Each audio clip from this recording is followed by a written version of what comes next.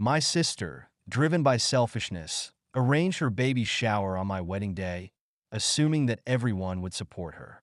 However, karma struck her hard when the family opted for my wedding over hers. The incident occurred a few days ago, and I am extremely angry, which is why I've come here to vent. I have an older sister, Portia 30F, who possesses a strong, dominant personality that often clashes with mine. This has been a consistent aspect of our lives, and I have typically refrained from confrontation or drama due to my aversion to conflict. The climax of this conflict occurred on my wedding day when she decided to host the baby shower for her fourth child on the same date. Upon learning about this a few days before the wedding, I was profoundly upset. I had made my family RSVP to the wedding date months in advance, so I knew this little coincidence, as she called it, was delivered on her part. It just made me want to either rip my hair out or hers. I had a nagging feeling that my family would choose to attend her baby shower over my wedding because that's how things have always operated in my family. She has been the golden child for as long as I can remember, and I have been the afterthought. I thought maybe this one day would be about me, but with her baby shower, I knew she was planning to steal even this day from me. My relationship with Portia and I-25F is not the best. I attribute this partly to my upbringing by my parents, but mostly to Portia's attitude and arrogance. Portia excelled academically, participated in sports, and was well liked by both her teachers and peers. Her parents were immensely proud of her achievements. In contrast, I was merely average. I did not excel in academics, but I was not deficient either. I lacked meaningful hobbies, according to my parents, and this was further emphasized by the fact that I attended the same school as my sister. Teachers and even the principal were often surprised that Portia and I were sisters, as I was quite unlike her in both attitude and capability. We were constantly compared, and I always fell short. My parents did not take my lack of skills lightly. Portia was the favorite child. She was pampered, spoiled, and anything she demanded was done because she was a bright kid. I was categorically told as a kid that I would get this treatment from my parents if I became as good as Portia. I have a series of psychological issues stemming from my childhood, which have significantly affected the quality of my life. By the time I turned 13, I realized that I would never have a good and functional relationship with my family. I accepted this as my reality and withdrew from the family. I spent most of my time in my room, doodling, which was my only real hobby. However, it was never taken seriously. I was seen as an extra member of the family, always an afterthought, always left alone, and always looked at with either disgust or contempt because I was not good enough for my parents. I was called a scribbler, and my mother even tore one of my sketch pads because I was busy scribbling instead of working hard and being a source of pride for the family like my sister. I knew then that no matter what I did, they wouldn't see me as who I was, only as a lesser version of Portia, and that no matter how hard I tried, I could never match up to her, and that I didn't want to either. So, I just stopped interacting with them as much as I could. At the age of 13, Portia embarked on her college journey, marking a significant shift in her character. She was no longer the exemplary daughter our parents had nurtured. Despite her academic success, she ceased to respond to their calls, showed no inclination to return home, and spent money extravagantly. This situation took a toll on my parents, who felt alone and isolated. They had dedicated 18 years to raising a single child, and suddenly that child distanced themselves from them. This shift in attention towards me was met with resistance. I had become accustomed to being alone, and the newfound attention from my parents was overwhelming. It had taken me a long time to learn to live independently, and I was not willing to change that for the sake of my parents' desire for a harmonious family dynamic.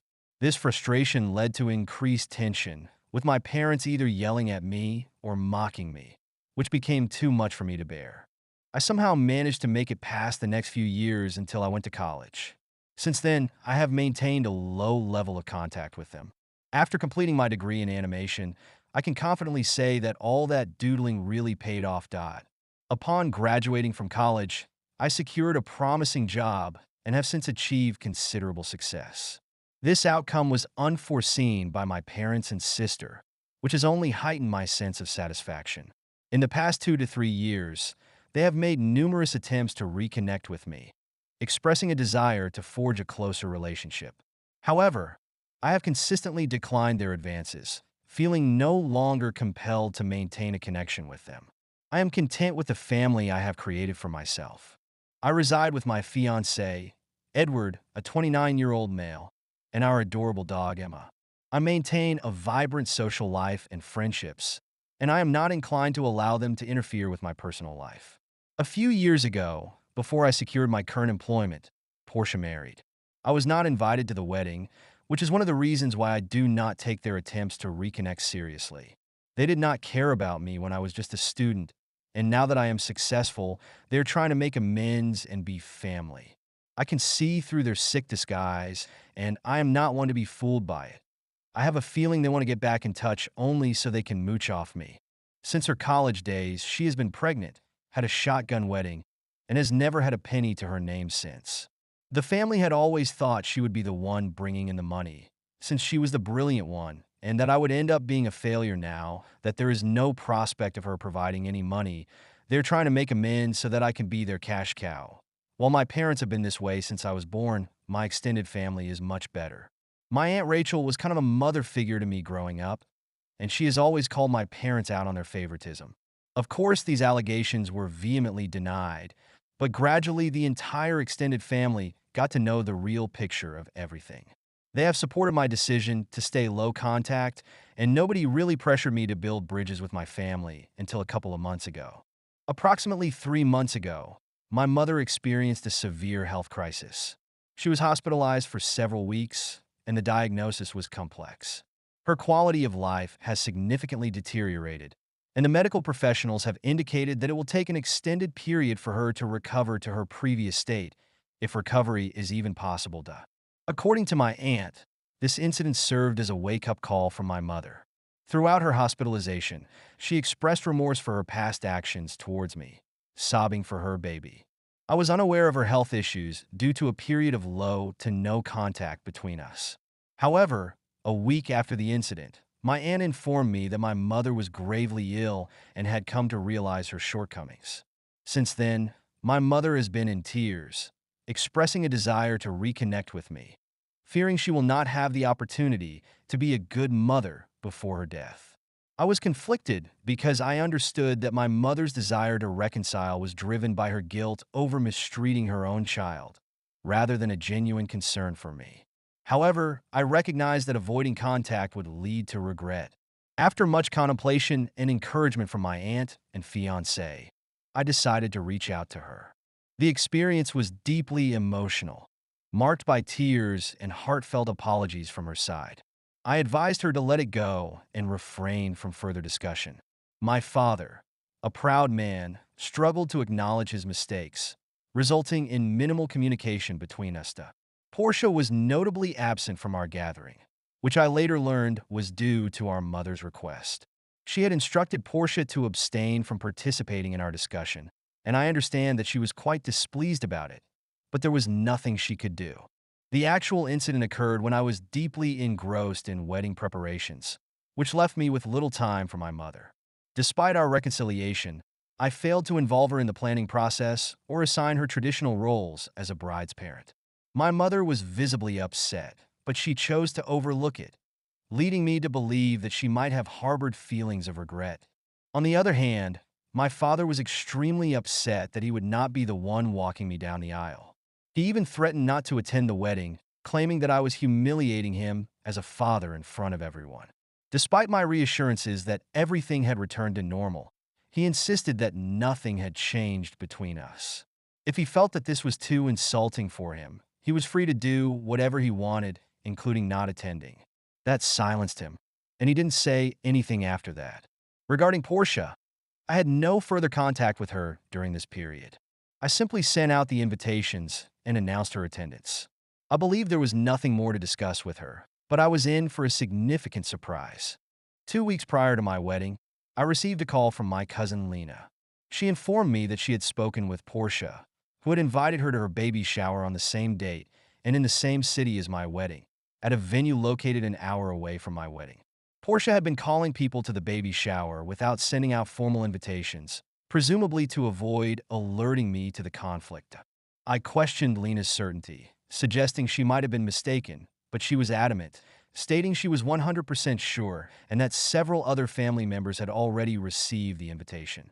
She was also making a big deal out of it, emphasizing that since this was her and her husband's final child, it held even more significance for her, and she wanted everyone to attend. Upon learning about it, I was furious. I immediately called her and asked if this was true. She admitted that she knew she wouldn't be able to gather the entire family together for a long time, except for my wedding, and that's why she thought it was the best way to include both of our happiness. She suggested that I should be happy that her baby would be able to celebrate and attend my wedding. I told her that she was out of her mind and a vindictive witch for doing it on my wedding day, even a day before or after it. I also told her that if she had good intentions, she would have asked me or informed me. The fact that I found out about it from someone else just 2 days before my wedding showed me what she was planning to do and how sick her mind was. She informed me that I had no authority to label her and that she was entitled to celebrate her baby whenever she chose. She emphasized that I did not have the right to dictate what others wanted to do. She stated that if individuals wished to attend her baby shower, they would do so, and if they chose to come to my wedding, they would do so as well. She made it clear that I had no right to prevent them from doing so. I was utterly speechless, and I hate to admit it, but I experienced a full-on breakdown. I was devastated and overwhelmed by the information. Edward was there for me, and although he was furious, he knew exactly what to say. We decided to send a message to all our guests, expressing our gratitude and informing them of the date conflict. We tried to sound as gracious as possible, stating that we were happy for Portia, but that some guests would have to choose between attending the wedding or the baby shower. We also requested that they reconfirm their attendance with my maid of honor. With only 2 weeks left before the wedding, we were not in the mood for any more drama, and I would see them at the wedding. I instructed my maid of honor to keep track of who confirmed their attendance, and we would adjust the catering accordingly. If everyone chose to attend the baby shower, we would simply go to the courthouse and get married. I know it seems like an overreaction, but after being overlooked for so long, I was 100% certain that most people would choose to attend Portia's baby shower over my wedding. I am glad I was proven wrong. 2 days before my wedding, I contacted Zara, my mother, to inquire about the confirmed guest list and the overall status. Her response was dismissive, assuring me not to worry and that she had everything under control. Her words failed to alleviate my concerns, as I was still uncertain about the number of guests who had chosen Portia over me. Despite this, she urged me to relax, assuring me that she would handle everything. On the day of the wedding, I was surprised to see almost every family member that I had sent an invite to, except Portia, my father, which I had kind of assumed, and my paternal aunt and her family. Everyone else managed to make it, including my mother, which came as a big surprise to me because she is not the kind to do things without my father. The wedding itself went exactly as planned, and to be honest, I was glad that my father hadn't come. He would have sulked the entire time and would have caused unnecessary drama, so his absence was actually a big relief to me. However, Portia could not handle this slight against her, more so because she had never been used to it. Just as my ceremony concluded and guests were making their way to lunch, I observed my father and Portia arriving at the venue. Before I could say anything, Zara was on her feet, preventing them from entering the premises. There was some bickering going on between them, and I couldn't really make out what they were saying, but I could see that the conversation was getting more and more heated with every passing second. At one point, Portia even tried to push her way inside, and Zara tried to block her as much as she could, but my dad pushed through as well, and she was no match for their combined strength. The minute Portia stepped inside, she started bawling like a spoiled baby, and it wasn't just a few stray tears here and there. It was actual wailing like an infant. It was so embarrassing and disgusting to watch. I knew my family was aware of her antics, but I felt so humiliated because she was doing it in front of Edward's family, our friends, and our colleagues. She kept saying that everyone came to my wedding instead of her last baby shower, and that I should have had the decency to postpone my wedding when I knew that she was having her baby shower. Before I could say anything, Aunt Rachel said that I had finalized the date for the wedding months ago, and she was the one who had hijacked the date, and if she had any decency, she would have been the one to keep her baby shower on a different day. Portia did not expect to be called out like that, and she looked at my dad for help, but he was surprisingly quiet. Poria then had the audacity to suggest that marriages often end and that there was a possibility of my remarriage, but she was certain she would not become pregnant again. I was furious and felt the urge to slap her. At that moment, I could not believe she had the nerve to suggest that my marriage would break apart on the day of my wedding. By then, I had had enough and told her to leave the venue immediately, reminding her that she already had 3 children and that there was no guarantee she wouldn't have more in the future, considering her past behavior. After exhausting all of my father's money, she began to scream, but I interrupted her, calling her a horrible human being who never considered anyone other than herself. I felt sorry for her children for having such a terrible mother. That silenced her, and she started crying again. However, I had no patience for it, and Zara and another friend of mine physically removed her from the venue. By the time all this was over, I was shivering and crying, and she had ruined my day. The atmosphere was so tense that almost everyone cut lunch short and left. What hurt me the most was that in all this time, my mother never took a stand for me or told me about Portia's plans, so all her reconciliation was fake and an act in my eyes because she continued to not do right by me despite having the chance. After everyone had left, I embraced Edward and broke down, apologizing for ruining the day. However, he consoled me, assuring me that it was not my fault and that I was destined to reach my breaking point sooner or later. 5 days have passed since our wedding, and I have received numerous messages from well-wishers. However, I am not in the right frame of mind to respond to anyone. My inbox is filled with messages that I know I will eventually need to address, but I am not prepared to do so at this moment.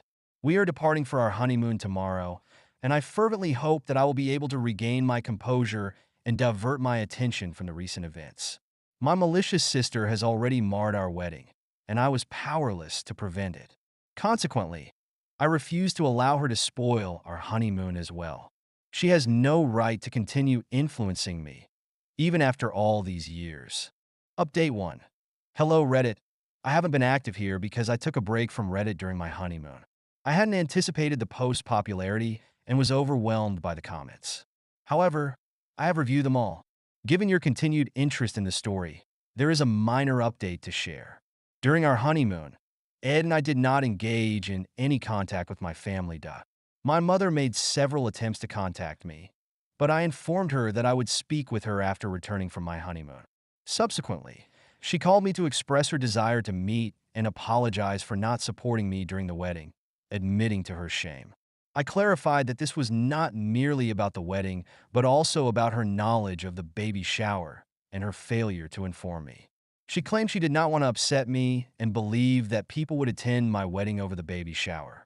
I countered that her assumptions do not justify her actions towards me, and she has repeatedly demonstrated her unreliability, particularly concerning my emotions and feelings. Despite her apologies, I insisted on a break from her and requested that she refrain from contacting me. She attempted to invoke the mother card, but I responded that she had returned to my life solely to demonstrate her remorse. Her actions have shown me the opposite because she continues to choose Portia over me, even if it comes at the cost of one of the most important days of my life being sabotaged. She was crying inconsolably as I tore into her, and I felt so guilty doing it, but I knew that I couldn't let her run all over me again. It had taken me years and years to feel mentally safe, and I could not allow her to waltz back in with her same antics and ruin everything. I told her that I would be reaching out to her, but it would be on my own time and that I did not want her to pressure me into building a relationship with her because clearly she was not ready. I think she felt that if she victimized herself a little, she could strong-arm me into relenting. But when that didn't happen, she gave the phone to Dad, who I was not interested in talking to at all. The minute I heard him on the line, I disconnected the call. He sent me a long text after that, which I didn't even bother to read and have since blocked him. Beyond that, I received messages from family expressing regret that Portia had attempted to overshadow my wedding. These messages were supportive and empathetic. I have not responded to all of them, but I will. Overall, I feel much better about the entire situation and am relieved to have severed ties with my mother.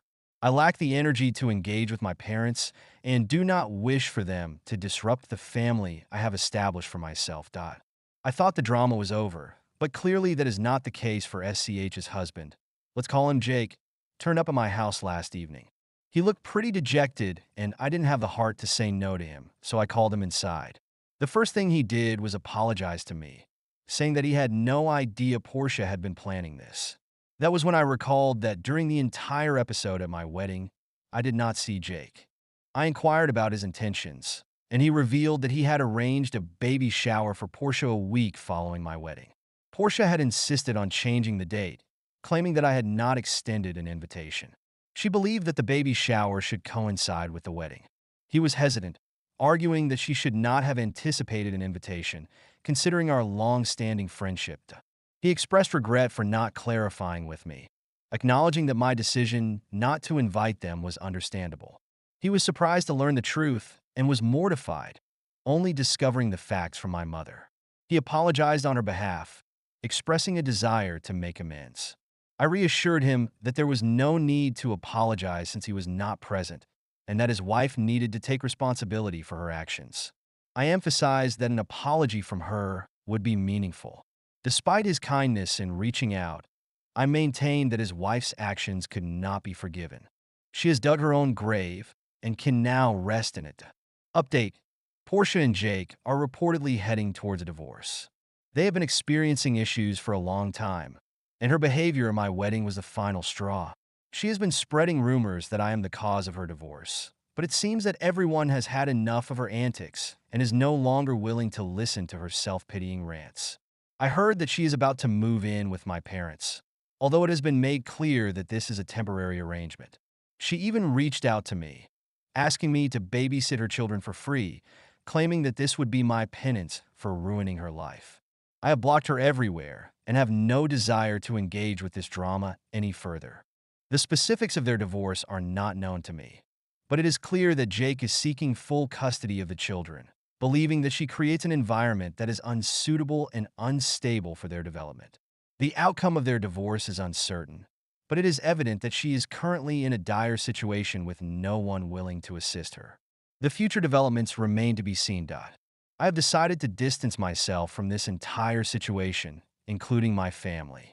The complications are far greater than the benefits, and my life was peaceful before they reconnected with me. The only family members I am now choosing to associate with are a few cousins and my Aunt Rachel, who remained steadfast in their support during the tumultuous events surrounding my wedding. I am immensely grateful for their unwavering support and believe they're the only ones who deserve to be part of my life. From now on, I will be fiercely protective of my boundaries.